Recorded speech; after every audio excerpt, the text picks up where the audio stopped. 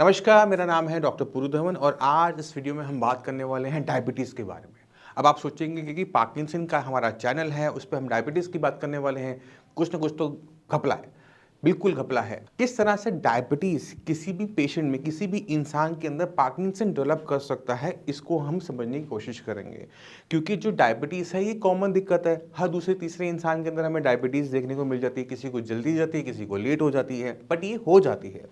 अब अगर किसी को डायबिटीज़ है तो उसके पार्किंसन होने की संभावना क्यों बढ़ जाती है, किस वजह से बढ़ जाती है और हमने इसको कैसे काबू में लेकर आना होता है, इसको हम समझने की कोशिश करेंगे इस वीडियो के अंदर। तो सबसे पहले शुरुआत करते हैं डायबिटीज़ को समझने से कि डायबिटीज़ आखिर में भला है क्या? क्योंकि कुछ लोगों को पता होगा, कुछ लोगों को नहीं पता होगा। तो डायबिटीज़ में हमारे ब्लड में शुगर को कंट्रोल करने की हमारे शरीर की ताकत चली जाती है। हमारी जो पैनक्रियाज हैं वो इंसुलिन कम बना रहे होते हैं या फिर वो इंसुलिन इफेक्टिवली काम नहीं कर पा रही, किसी भी कारण से हमारे ब्लड के अंदर शुगर बढ़ी हुई रहती है।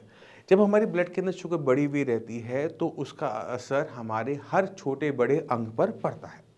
हमारे आंखों के पर्दे पे फ़र्क पड़ता है कि देखने में शक्ति में फ़र्क आना शुरू हो जाता है। किडनी पे इफेक्ट आना शुरू हो जाता है कि किडनी काम करना कम कर देती है। हमारी पैर की जो नसें हैं वो काम करना बंद कर देती है। इसी तरह से हमारी ब्रेन के अंदर जो टिश्यू है वो भी डैमेज होना शुरू होता है। अब कौन सा सिम्टम पहले आएगा, कौन सा सिम्टम बाद में आएगा, ये कहना बड़ा मुश्किल काम होता है। क्योंकि जो चीज़ कमज़ोर ज़्यादा है वो पहले टूट जाएगी, वो पहले ख़राब हो जाएगी। अगर आपका ब्रेन स्ट्रेस बहुत लेता है, आप स्ट्रेस बहुत लेते हो, खाना अच्छा नहीं खाते, वेजिटेबल्स उसमें खाने में कम है, जंक फूड ज़्यादा है, रात को सोते नहीं हो और आपको डायबिटीज़ भी है, तो सोने पे सुहागा हो गया तो आपको पार्किंसन होने की संभावना ज़्यादा हो जाती है। और डायबिटीज़ के साथ जब किसी को पार्किंसन होता है वो अक्सर वाईओपीडी होता है, यानी young onset of Parkinson disease.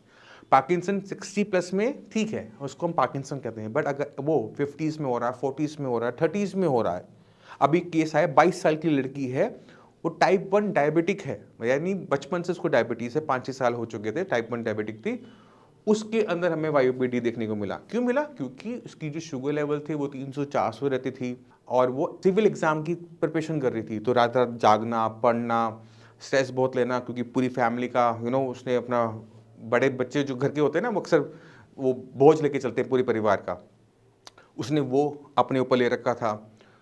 तो उसकी वजह से, डायबिटीज़ की वजह से, स्ट्रेस की वजह से, डायबिटीज़ की वजह से उसकी बॉडी में हमें पार्किंसन देखने को मिला। अब 22 साल में जो पार्किंसन है वो एक खतरनाक बीमारी बन जाती है। क्यों? क्योंकि आप सोचोगे अगर किसी को 22 में, 30 में पार्किंसन हो रहा है तो अगले 10-15 साल के अंदर उसकी कंडीशन बहुत ख़राब हो जाएगी, वो फुली बेड रिडन हो जाएगा। उसके लिए चलना, उठना, बैठना, खाना-पीना सब मुश्किल हो जाएगा क्योंकि ब्रेन इतना डैमेज ले चुका होगा। अब अगर ऐसे केसेस के अंदर हमें इसको हैंडल करना होता है तो सबसे पहले हमें बीमारी की जड़ को जाके ख़त्म करना होता है। जैसे इस केस में है डायबिटीज़।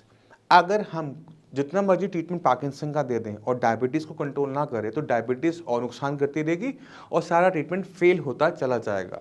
तो पहली अप्रोच है कि इस डायबिटीज़ को आपने हर कीमत में कंट्रोल में लेकर नॉर्मल वैल्यूज़ में लेकर आना। इसके लिए हमें इंसुलिन लेना पड़े तो हमें पेशेंट को डांटना पड़ता है, आपने इंसुलिन मिस नहीं करनी है, आपको जितने बजे बोला है उतने यूनिट आपने लेनी है। आपका कोई नखरा या मेरा मन नहीं है, ये सब नहीं चलेगा।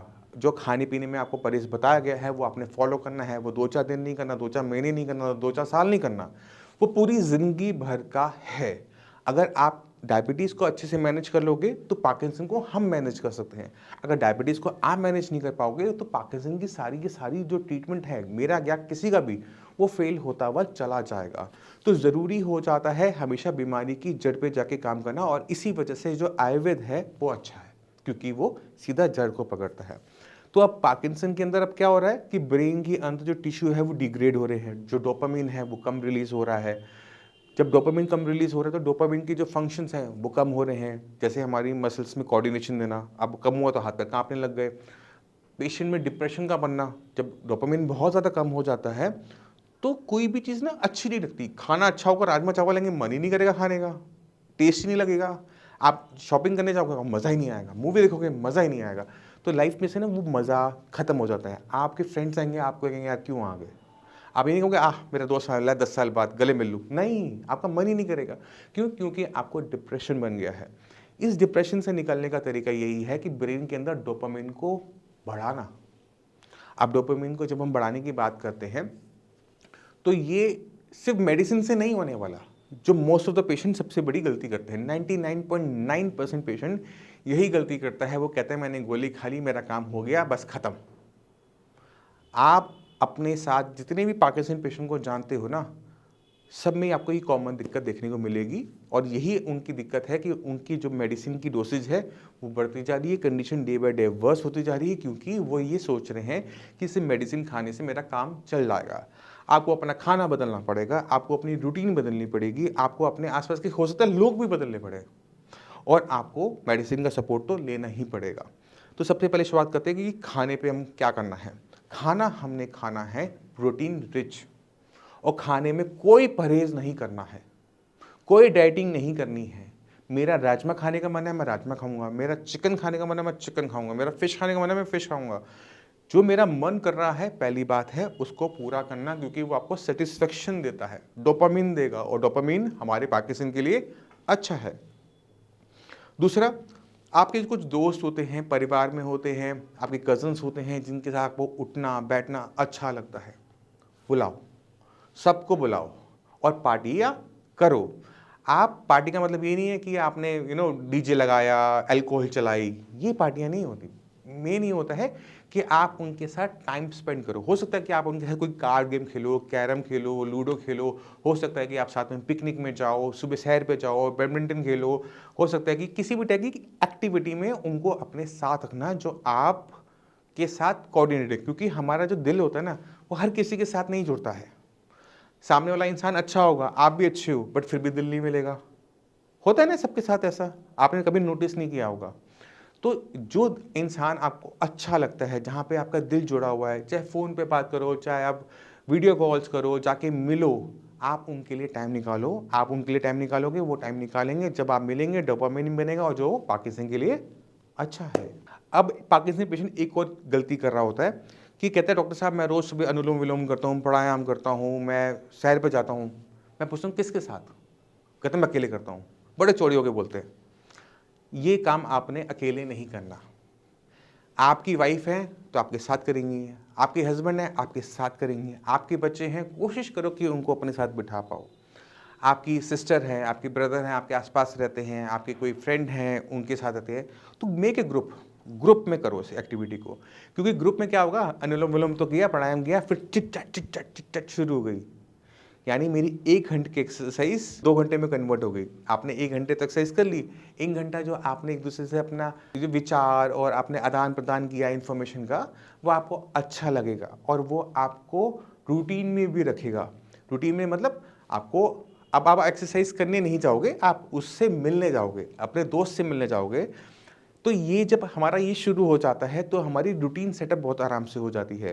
तो सुबह मेडिटेशन, योगा, वॉक ज़रूर करो, ये इंपॉर्टेंट हो गया। ठीक है, शाम के टाइम आपने क्या करना है, आपने किसी टाइप की हैवी एक्सरसाइज करने की कोशिश करनी है। चाहे आप जिम जाओ, चाहे आप स्पोर्ट्स क्लब जाओ, चाहे आप किसी भी टाइप का स्पोर्ट्स एक्टिविटी, घर में बच्चों के साथ बैडमिंटन खेल लिया, क्रिकेट खेल लिया, इतना खेला कि बॉडी में, कमर में, अपने पैरों में दर्द हो जाए। मैं खुद कह रहा हूँ, कमर में, पैरों में दर्द हो जाए। क्यों? क्योंकि जब आपके शरीर में टूटन आती है ना, तो आप बेड पे पड़ते ही सो जाओगे और आपकी जो नींद की दिक्कत है वो खत्म हो जाएगी। क्योंकि पार्किंसन पेशेंट में नींद की दिक्कत भी कॉमनली देखने को मिलती है। सब में नहीं मिलती है, बट बहुतों में देखने को मिलती है।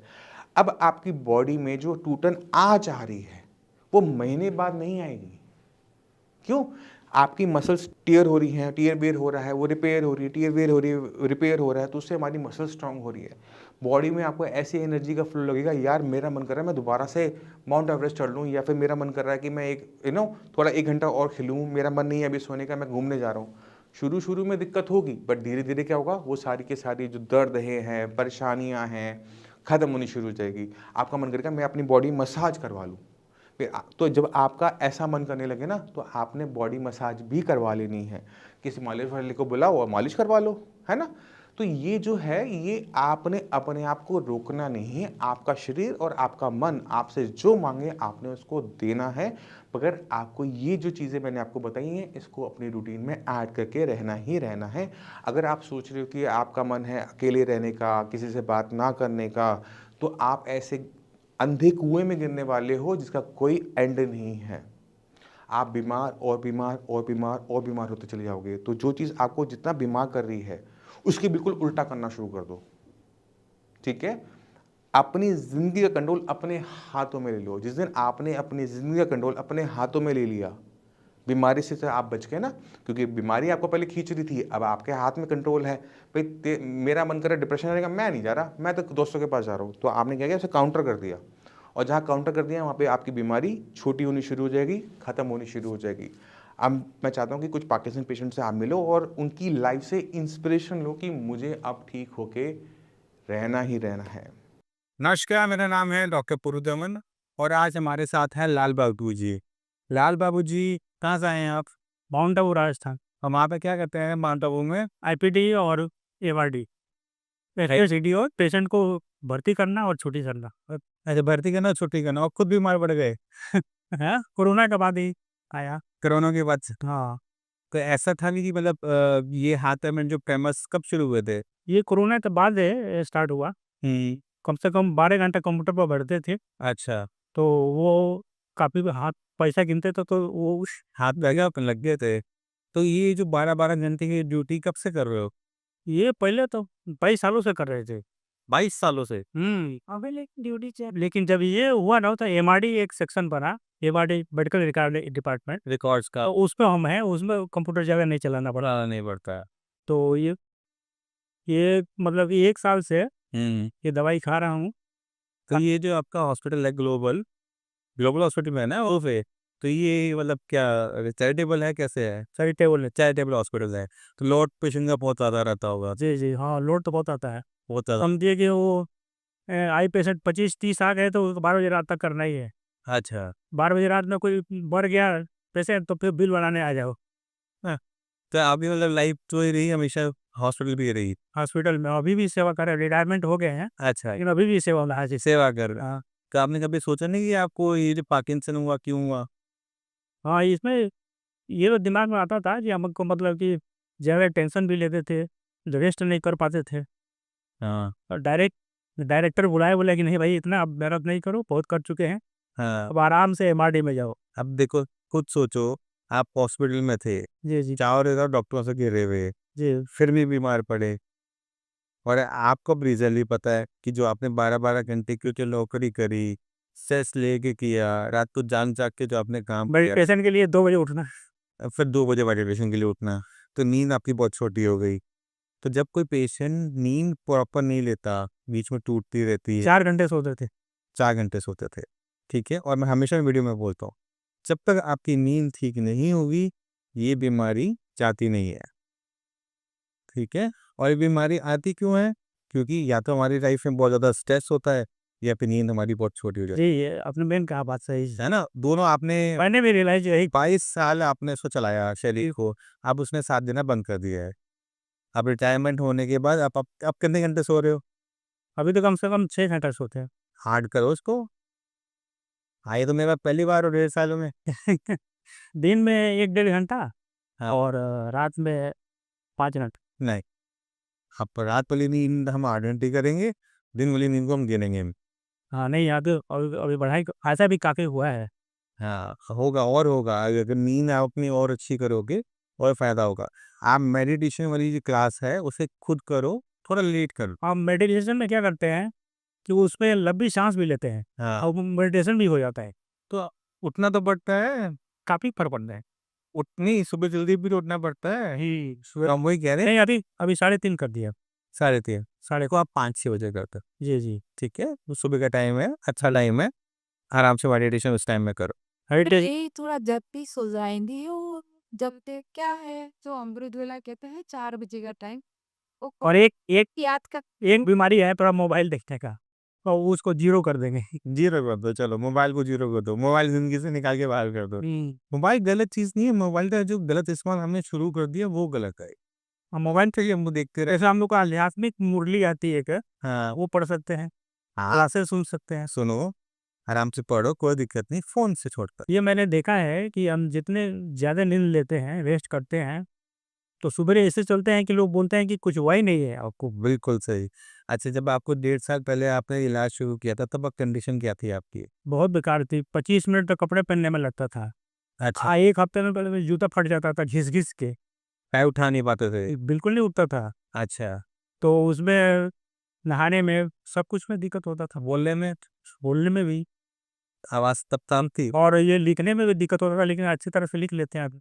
अच्छा, आप लिखना शुरू कर दिया, लिखना भी शुरू कर बोलने में भी दिक्कत खत्म। वही। अब तो जूता नहीं घिसता आपका? नहीं, नहीं, अभी तो सबसे ये बहन जी हैं, वो पहाड़ी एरिया है, हाँ, तो ऊपर ऐसे चढ़ना पड़ता है, ऐसे नीचे उतरता था। माउंट आबू पहाड़ी। पढ़ाई में चढ़ाई में हाथ पकड़ लेते थे ये मेरी। अच्छा, अब चलने लगे अपने आप ही? नदी झील अब पूरा 1 राउंड मारता हूँ, अच्छा, करीबन कितने 4 किलोमीटर होगा, ती 3-4 किलोमीटर। अब चल लेते, किसी की सहारा नहीं है अभी वैसे।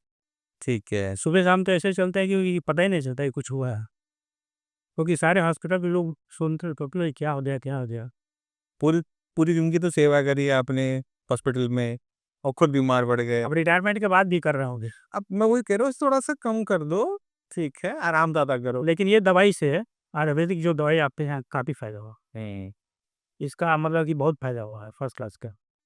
चलो, अब जो मैं आपको कह रहा हूँ उस बात को मानो, जी, ठीक है? आप काम चाहे करो बट अपनी नींद जो है अपनी 8 घंटे की ले लो, जी, जी, ठीक है? खाने के अंदर अपने दालें, मशरूम की मात्रा बढ़ा देना, जी। जिससे आपके शरीर को ताकत अच्छी मिले। बादाम और अखरोट और सेव, ये चीज़ मैं पक्का लेता। ठीक है। और हम पहले तो सात्विक खाना खाते थे हम लोग, और सात्विक खाई है हम लोग। हाँ, साथ में ये सब माउंट आबू में यस। वो भी नहीं चलता, लहसुन प्याज ही नहीं चलता हाँ जी। 32-35 सालों से। हाँ, तो हम 5 महीना तो हमने बिना नमक तेल का वो खाए खाना। सुबह शाम, सुबह सब्जी कच्ची, शाम को फ्रूट, और दोपहर को रोटी और सब्जी। ठीक है, नमक खाना थोड़ा बहुत। हाँ, नहीं, खाना खा नहीं, अभी तो शुरू किया। हाँ, नमक खाते रहना है। खाने 80 किलो था, अभी 65 किलो हो गए। वज़न कम करिए आप। हाँ, वज़न कम हो गया काफ़ी। तो बाकी जो मरीज़ हैं पार्किंसन के, उनको क्या कहना चाहोगे? उनको हम शुभ भावना देते हैं कि भाई, ये जितने वर्ल्ड में 1 करोड़ की कितना बीमार लोग हैं, हाँ, वर्ल्ड में 1 करोड़ लोग हैं ना लगभग, हाँ, ज़्यादा ही है ऐसे अब तो। तो उनको सकाश देता है कि वो भी ठीक हो जाए, जैसे हम ठीक हो क्यों, वो भी ठीक हो जाए। ऐसा सकाश एक होता है हाँ, कि माइंड कंसंट्रेट हो गया, एकदम सूक्ष्म हो गया, और कोई संकल्प नहीं, वो सब पावरफुल शक्ति देते हैं कि भी वो भी ठीक हो जाए, वो भी ठीक हो जाए, वो भी ठीक हो जाए। और तो तो वाइब्रेशन। हम ऊपर वाले से प्रार्थना करते हैं कि आप जैसे जितने भी मरीज़ हैं पार्किंसन वाले, वो भी जल्दी-जल्दी ठीक हो जाएँ। ठीक है, हम भी आपके साथ एक बार से मेडिटेशन करेंगे। आपका क्लासेज मैंने उसमें यूट्यूब में आता है ना, सुने हैं। तो करनी पड़ती है, मेहनत करनी तो पड़ती वही मैं भी सोचा कि देख लेता हूँ ऑनलाइन, से फिर वो मुलाकात हुई, दवाई वैसे हट है। अच्छा, जाता है। अच्छा, मैंने अभी ना लगभग 90 से ऊपर ठीक है। 90% तक ठीक। हाँ, ऊपर ठीक है। तो आपने खुद देखा है जब हम पार्किंसन जैसी बीमारी के बारे में बात करते हैं, जहाँ डॉक्टर कहते हैं कि आराम नहीं आएगा, ये बीमारी बढ़ती चली जाएगी, आप सिंडोपा, लीवोडोपा खा रहे होते हो, उसके बाद भी कंडीशन डे बाय डे खराब हो रही होती है। तो आपको पहले ये जाँचना होता है कि आपको बीमारी हुई नहीं हो। जैसे राम बाबू जी के केस के अंदर नींद प्रॉपर नहीं थी, 12 घंटे की जॉब थी, बीच-बीच में उठकर आना पड़ता था, सुबह का इनका मेडिटेशन का सेशन होता था। तो इसकी वजह से इनकी स्लीप जो थी, नींद जो थी वो बहुत ज़्यादा कम रही, और इसकी वजह से जो इनके ब्रेन में जो आप कह सकते हो कि रिपेयर का काम जो रात को होता था, वो कम होने लगा, और इसका असर इनके हाथ-पैर में देखने को मिला कि ब्रेन का जो कंट्रोल है हाथ-पैर की मसल से जाने लगा। अब अगर हम बात करें कि अगर हमें किसी पेशेंट को ठीक करना है, तो शुरुआत हमें हमेशा बीमारी की जड़ से करना पड़ता है। बीमारी की जड़ थी नींद कम आना और स्ट्रेस। जैसे ही दोनों चीज़ें ठीक होने लगी, पेशेंट की बॉडी में आराम आने लगी। तो अगर आप पार्किंसन के पेशेंट हैं और अपने आप को ठीक रखना चाहते हैं, तो शुरुआत सबसे पहले उस बीमारी की जड़ से करो जिसकी वजह से आपको पार्किंसन हुई है। मैं उम्मीद करता हूँ इस वीडियो से आप काफ़ी कुछ समझ गए होंगे। फिर भी माइंड में कुछ भी डाउट है, कुछ भी पूछना चाहते हो, मोस्ट वेलकम है, आप आके भी मिल सकते हो। इसी के साथ आप सभी से चलने की आगे चाहूँगा। मिलते हैं अगली वीडियो में, तब तक के लिए नमस्कार।